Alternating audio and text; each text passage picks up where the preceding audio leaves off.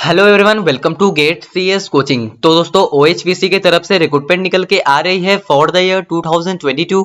आगे बढ़ने से पहले मैं आप लोगों को बता दूं कि अगर आपने डिप्लोमा किया हुआ है इलेक्ट्रिकल इंजीनियरिंग में या फिर मैकेनिकल इंजीनियरिंग सिविल इंजीनियरिंग में, अगर आपने डिप्लोमा किया हुआ है या फिर अगर आपने बीटेक किया हुआ है सिविल इंजीनियरिंग में, तभी आप इसके लिए अप्लाई कर पाओगे विदाउट गेट स्कोर के बेसिस पे। यहाँ पर इन्होंने रिक्रूटमेंट निकाला है क्योंकि ये ओडिशा का रिक्रूटमेंट है। तो जो इसकी जो लोकल लैंग्वेज होती है ओडिया, उसको आपको लिखना पढ़ना और बोलना आना चाहिए। और उस लैंग्वेज में अगर आपके पास एक क्वालिफिकेशन है तभी आप इसके लिए अप्लाई कर पाओगे। तो यहाँ पर इन्होंने यहाँ पर जो रिक्रूटमेंट निकाला है वो मैनेजमेंट ट्रेनीज और डिप्लोमा इंजीनियर ट्रेनी के पोस्ट के लिए इन्होंने यहाँ पर रिक्रूटमेंट निकाला है। अगर मैं बात करूँ इसकी इंपॉर्टेंट डेट्स के बारे में तो 12 अक्टूबर 2022 से इसका ऑनलाइन एप्लीकेशन सबमिशन चालू हो चुका है और 11 नवंबर 2022 तक इसका ऑनलाइन एप्लीकेशन चलने वाला है। तो जितना जल्दी हो सके आप इसके लिए अप्लाई कर दीजिए। और जो इसका रिटन एग्जाम होने वाला है यानी कंप्यूटर बेस्ड टेस्ट, वो दिसंबर के महीने में आपका यहाँ पर रिटन एग्जामिनेशन कंडक्ट कराया जाएगा। ठीक है, कोई भी इंटरव्यू वगैरह नहीं होने वाला है, डायरेक्ट रिटन एग्जाम के बेसिस पे आपको यहाँ पर सिलेक्ट किया जाएगा। तो आप यहाँ से इसकी इंपॉर्टेंट डेट्स को चेकआउट कर सकते हो। तो दोस्तों अगर मैं बात करूं इसकी वैकेंसीज के बारे में तो यहाँ पर इन्होंने इन टोटल 37 वैकेंसीज निकाली है, जो कि यहाँ पर पोस्ट वाइज और कैटेगरी वाइज यहाँ पर बांटी दी गई है। तो आप यहाँ से इसकी वैकेंसीज को चेकआउट कर सकते हो। तो दोस्तों अगर मैं बात करूं इसकी सैलरी के बारे में तो जो इसकी जो सैलरी है वो बहुत ही अच्छी है। सबसे पहले आपको यहाँ पर 1 साल के लिए ट्रेनिंग पीरियड में रखा जाएगा। उस ट्रेनिंग पीरियड के दौरान आपको यहाँ पर स्टाइपेंड और कुछ अलाउंसेस मिलने वाली है। जैसे कि अगर आप मैनेजमेंट ट्रेनिंग के पोस्ट के लिए अप्लाई करना चाहते हो तो आपको ट्रेनिंग पीरियड के दौरान 28,000 रुपीज पर मंथ मिलने वाली है। अगर आप 1 साल का ट्रेनिंग पीरियड को सक्सेसफुली कंप्लीट कर लेते हो तो आपको असिस्टेंट मैनेजर के पोस्ट के लिए भेज दिया जाएगा। ठीक है, इस पोस्ट के लिए आपको यहाँ पर 56,100 से लेके 1,70,500 तक आपको यहाँ पर सिर्फ और सिर्फ बेसिक पे मिलने वाली है और इसमें कई सारे अलाउंसेस भी ऐड होने वाली है। ठीक है, तो अगर आप डिप्लोमा इंजीनियर ट्रेनिंग के पोस्ट के लिए अप्लाई करना चाहते हो तो आपको ट्रेनिंग पीरियड के दौरान 22,500 रुपीज मिलने वाली है। अगर आप 1 साल का सक्सेसफुली ट्रेनिंग पीरियड को कंप्लीट कर लेते हो तो आपको जूनियर मैनेजर की पोस्ट मिल जाएगी। इस पोस्ट के लिए आपको यहाँ पर 44,000 से लेकर के 1,42,000 तक मिलने वाली है। ये सिर्फ और सिर्फ बेसिक पे है और इसमें कई सारे अलाउंसेस भी ऐड होने वाली है, जैसे कि डीए एचआरए वगैरह इसमें सब ऐड होने वाली है। ठीक है, तो आप यहाँ से इसकी सैलरीज को चेकआउट कर सकते हो। और दोस्तों इसमें सर्विस एग्रीमेंट बॉन्ड भी है। ज्वाइनिंग से लेकर आपको इस कंपनी में कम से कम 3 साल तक काम करना पड़ेगा। ठीक है, ज्वाइनिंग के बाद से आपको इस कंपनी में कम से कम 3 साल तक काम करना पड़ेगा। अगर आप 3 साल के पहले छोड़ देते हो तो आपको यहाँ पर बॉन्ड देना पड़ेगा। ठीक है, तो आप यहाँ पर पोस्ट वाइज बॉन्ड को चेकआउट कर सकते हो।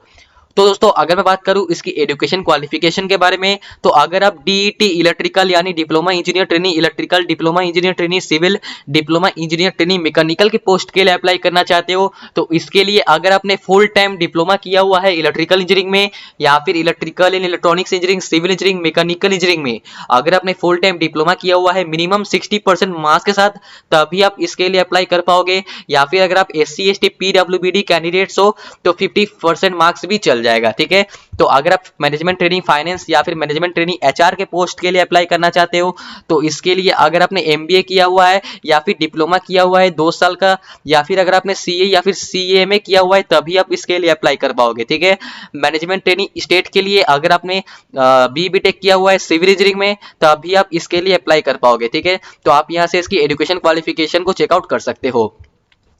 तो दोस्तों अगर मैं बात करूं इसकी एज लिमिट के बारे में तो अगर आप डिप्लोमा इंजीनियर ट्रेनिंग के पोस्ट के लिए अप्लाई करना चाहते हो तो आपकी जो मैक्सिमम एज होनी चाहिए वो 18 से लेकर 38 इयर्स तक होनी चाहिए। ठीक है, तो अगर आप मैनेजमेंट ट्रेनिंग के पोस्ट के लिए अप्लाई करना चाहते हो तो आपकी जो मैक्सिमम एज होनी चाहिए वो 21 से लेकर के 38 इयर्स तक होनी चाहिए, तभी आप इसके लिए अप्लाई कर पाओगे। ठीक है, लेकिन इसमें कुछ रिलैक्सेशन और रिजर्वेशन भी है। ठीक है, SC ST के लिए 5 साल का रिलैक्सेशन है और PWBD के लिए 10 साल का रिलैक्सेशन है। तो आप यहाँ से इसकी रिलैक्सेशन को चेकआउट कर सकते हो। यहाँ पर रिजर्वेशन भी दिया गया है। ठीक है, और टाइप ऑफ डिसेबिलिटी भी दिया गया है, तो आप यहाँ से इसको चेकआउट कर सकते हो। अदर एलिजिबिलिटी कंडीशन के बारे में बात करूं तो अगर आप इंडिया के सिटीजन हो तभी आप इसके लिए अप्लाई कर पाओगे। और जैसा कि मैंने आपको कहा था ओडिशा की जो लोकल लैंग्वेज होती है ओडिया, अगर आप उसको लिखना पढ़ना और बोलना जानते हो तभी आप इसके लिए अप्लाई कर पाओगे। और ओडिया लैंग्वेज में अगर आपने कोई भी सब्जेक्ट पढ़ा हुआ है या फिर ओडिया लैंग्वेज में अगर आपके पास कुछ भी क्वालिफिकेशन है तभी आप इसके लिए अप्लाई कर पाओगे। तो दोस्तों अगर मैं बात करूं इसकी सिलेक्शन प्रोसीड्योर के बारे में, तो जो इसका जो सिलेक्शन प्रोसीड्योर है वो बहुत ही सिंपल है। सबसे पहले आपको यहाँ पर कंप्यूटर बेस्ड टेस्ट देना पड़ेगा जो कि होता है रिटन एग्जाम। इस एग्जाम में आपका यहाँ पर टोटल 120 क्वेश्चंस आने वाले हैं जो कि एमसीक्यूज टाइप क्वेश्चंस आपका यहाँ पर आने वाले हैं, ठीक है। और ये जो एग्जाम होने वाला है वो 2 पार्ट में आपका यहाँ पर एग्जाम कंडक्ट कराया जाएगा। पहला पार्ट में 40 क्वेश्चंस आने वाले हैं जनरल एप्टीट्यूड से, क्वांटिटेटिव एप्टीट्यूड से, रीजनिंग, इंग्लिश, जनरल अवेयरनेस से आपका यहाँ पर पहला पार्ट में 40 क्वेश्चंस आने वाले हैं, ठीक है। और जो दूसरा पार्ट होगा उसमें 80 क्वेश्चंस आने वाले हैं आपके ब्रांच के हिसाब से, आपकी क्वालिफिकेशन के हिसाब से वहां पर 80 क्वेश्चंस आने वाले हैं पार्ट 2 में, ठीक है। तो आप यहां से इसकी एग्जामिनेशन पैटर्न को चेकआउट कर सकते हो। और मैं बता दूं कि हर करेक्ट आंसर के लिए आपको यहां पर 1 मार्क्स दिया जाएगा और हर गलत आंसर के लिए 0.25 मार्क्स डिडक्ट कर लिया जाएगा, ठीक है। और इस एग्जाम को देने के लिए आपको यहाँ पर 2 घंटे दिए जाएंगे, ठीक है। इस एग्जाम को कंप्लीट करने के लिए आपको यहाँ पर 2 घंटे दिए जाएंगे। तो आप यहाँ से इसकी सिलेक्शन प्रोसीड्योर को चेकआउट कर सकते हो। जैसा कि मैंने आपको बोला था कि कोई भी इंटरव्यू वगैरह नहीं होने वाला है, डायरेक्ट रिटन एग्जाम के बेसिस पे आपका यहाँ पर मेरिट लिस्ट निकाला जाएगा और उसी के बेसिस पे आपको यहाँ पर सिलेक्ट किया जाएगा, ठीक है। अगर आप इस एग्जाम को सक्सेसफुली क्वालिफाई कर लेते हो फिर आपको डॉक्यूमेंट वेरिफिकेशन के लिए बुलाया जाएगा जो कि भुवनेश्वर में होने वाला है, ठीक है। तो आप यहाँ से चेकआउट कर सकते हो। तो दोस्तों अगर मैं बात करूं इसकी जॉब लोकेशन के बारे में, तो जो इसका जो जॉब लोकेशन है वो ऑल ओवर इंडिया रहने वाला है, ठीक है। ओएचपीसी की जितने भी ऑफिसेस है, सब्सिडायरीज है, वहां पर अगर आपका रिक्रूटमेंट रहा तो आपको वहां पर भेज दिया जाएगा, ठीक है। तो आप यहाँ से इसकी जॉब लोकेशन को चेकआउट कर सकते हो। अगर मैं सेंटर्स ऑफ एग्जामिनेशन के बारे में बात करूं कि कहां पर आपका यहाँ पर एग्जाम होने वाला है, तो भुवनेश्वर में एग्जाम हो सकता है, कटक में एग्जाम हो सकता है, संबलपुर, बहरामपुर, बालासपुर, ये सब जगहों में आपका यहाँ पर रिटन एग्जामिनेशन होने वाला है, ठीक है। तो आप यहाँ से इसकी सेंटर्स ऑफ एग्जामिनेशन चेकआउट कर सकते हो। तो दोस्तों अगर मैं बात करूं उसकी एप्लीकेशन फीस के बारे में, जो कि नॉन रिफंडेबल होने वाला है, ठीक है। एक बार फीस पेमेंट करने के बाद रिफंड नहीं होने वाला है। तो जो कैंडिडेट जनरल है या फिर ईडब्ल्यूएस है या फिर ओबीसी कैंडिडेट है उनके लिए यहाँ पर 750 रुपीज एप्लीकेशन फीस रखा गया है जो कि थोड़ा हाई अमाउंट है। और जो SC ST PWBD कैंडिडेट्स है उनको लिए यहाँ पर कोई सा भी एप्लीकेशन फीस नहीं है, यानी वो लोग फीस एग्जेम्प्टेड कैंडिडेट है, ठीक है। और आपको जो पेमेंट करना है वो ऑनलाइन स्टेट बैंक के माध्यम से ही आपको यहाँ पर पेमेंट करना है, ठीक है। आप डेबिट कार्ड या फिर क्रेडिट कार्ड या फिर नेट बैंकिंग के माध्यम से आप यहाँ पर एप्लीकेशन फीस को पेमेंट कर सकते हो। तो आप यहाँ से इसकी एप्लीकेशन फीस को चेकआउट कर सकते हो। तो यहाँ पर कई सारी जनरल इंफॉर्मेशन दिया गया है, तो आप यहाँ से जनरल इंफॉर्मेशन को भी पढ़ सकते हो। मैं इस पीडीएफ का लिंक आपको डिस्क्रिप्शन बॉक्स में प्रोवाइड कर दूंगा, तो आप वहां पर जाकर इस पीडीएफ को अच्छे से पढ़ पाओगे, ठीक है। तो कैसे अप्लाई करना है, तो आपको ऑनलाइन ही अप्लाई करना है, ठीक है। आपको OHPC के ऑफिशियल वेबसाइट पे जाकर ही अप्लाई करना है। तो मैं इसका अप्लाई लिंक आपको डिस्क्रिप्शन बॉक्स में प्रोवाइड कर दे रहा हूँ, तो आप वहां पर जाकर अप्लाई कर पाओगे, ठीक है। आपको ऑनलाइन ही अप्लाई करना है।